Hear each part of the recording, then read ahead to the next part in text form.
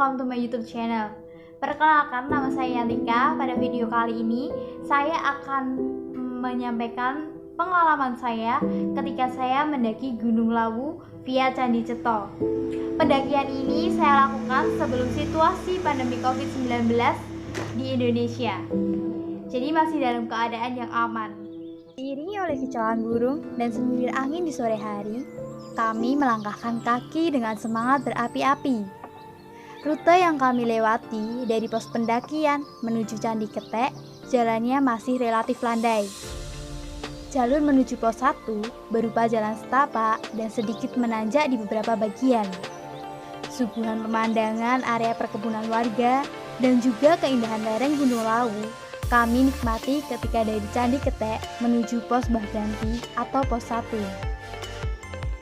Sebelum sampai di pos 1, hari sudah mulai menggelap. Kami memutuskan berhenti sebentar untuk mengambil senter atau headlamp, kemudian melanjutkan perjalanan dengan dibantu alat penerang tersebut. Waktu yang dibutuhkan dari pos pendakian menuju pos 1 yaitu sekitar 1 jam. Di sana terdapat tanah lapang dengan shelter sederhana untuk tempat istirahat sejenak, menambah stamina dengan meneguk air, serta mengeluarkan beberapa cemilan untuk dimakan bersama.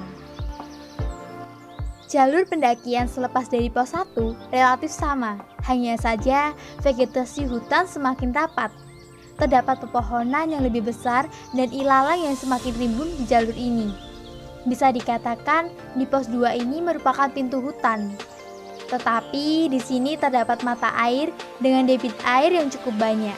Tentu, kami memanfaatkan air tersebut dengan mengisikannya pada botol kosong kami. Butuh waktu sekitar kurang lebih 1 jam untuk sampai di pos 2, yaitu pos Brakseng. Untuk menuju pos 3, pos Semorodowo membutuhkan stamina yang ekstra kuat, sebab jalur ini merupakan jalur yang lebih panjang dibanding jalur sebelumnya. Bahkan di sini jalurnya relatif menanjak, sehingga butuh waktu yang lama untuk sampai di shelter pos 3, sekitar 1,5 jam lebih. Di tengah perjalanan menuju pos 4 yang jalurnya dipenuhi dengan akar-akar pepohonan dan tentu masih relatif menanjak, kami merasa sangat lelah hingga akhirnya memutuskan mencari tanah lapang untuk mendirikan tenda di jalur pos 3.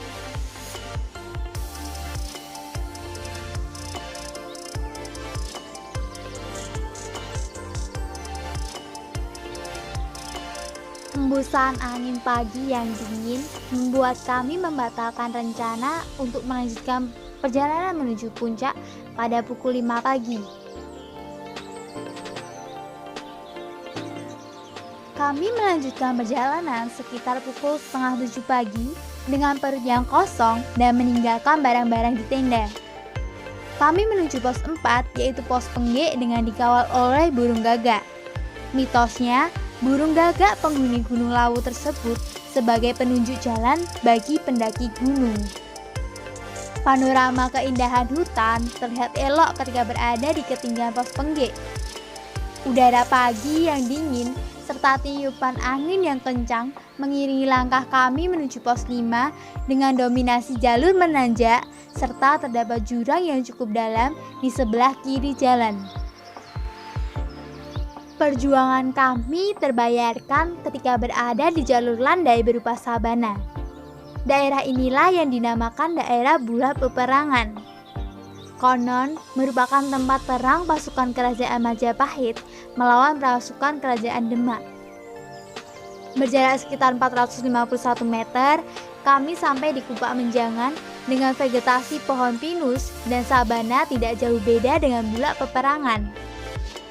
Dari sabana, terlihat 2 bukit yang menambah kesan keelokan panorama sabana Gunung Lawu.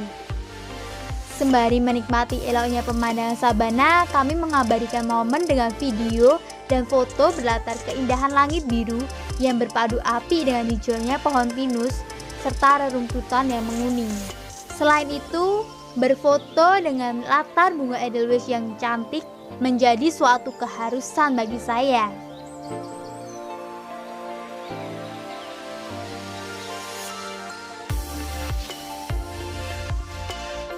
Sepuasnya terlena dan berfoto, Perjalanan kembali dimulai menuju suatu tempat yang kental dengan aroma mistisnya.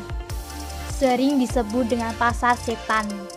Melangkah sedikit demi sedikit melintasi bukit yang melingkar, sekitar 50 menit kami sampai di Pasar Dieng, atau yang terkenal dengan sebutan Pasar Setan.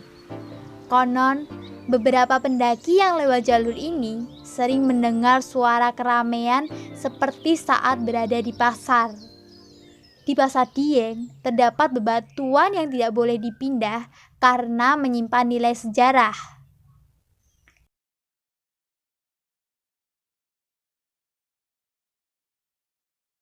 Terlepas dari kisah misteri yang sering diperbincangkan, kami mempercepat langkah agar segera sampai di puncak Hargo Dalem dengan ketinggian 3.170 meter di bawah permukaan laut.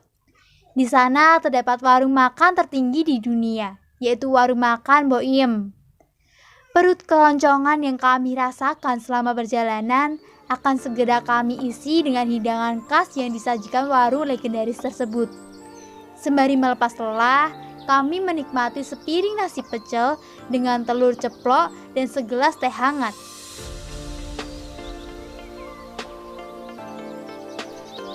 Untuk menuju puncak tertinggi, yaitu puncak Hargo Dumilah, membutuhkan waktu sekitar 30 menit dengan jalur menanjak berupa bebatuan terjal. Butuh pijakan kaki yang tepat dan kuat agar tidak jatuh terpeleset. Pemandangan perbukitan hijau dan lautan awan yang sangat cantik memanjakan mata serta menyejukkan hati.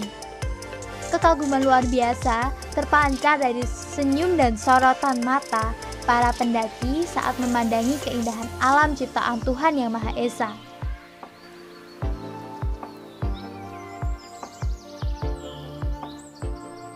Mendaki gunung memang membutuhkan suatu perjuangan untuk sampai pada puncak, melawan terik matahari dan rasa lelah serta beban logistik di punggung yang sangat berat. Tetapi semua itu akan terbayarkan dengan pemandangan alam yang sangat indah. Menjadi suatu kekaguman tersendiri ketika bisa berada di puncak gunung. Mendaki Gunung Lawu merupakan suatu pengalaman yang sangat indah yang tak akan pernah saya lupakan. Perjuangan benar-benar saya rasakan untuk bisa sampai pada puncak tertinggi di Gunung Lawu yang sangat indah.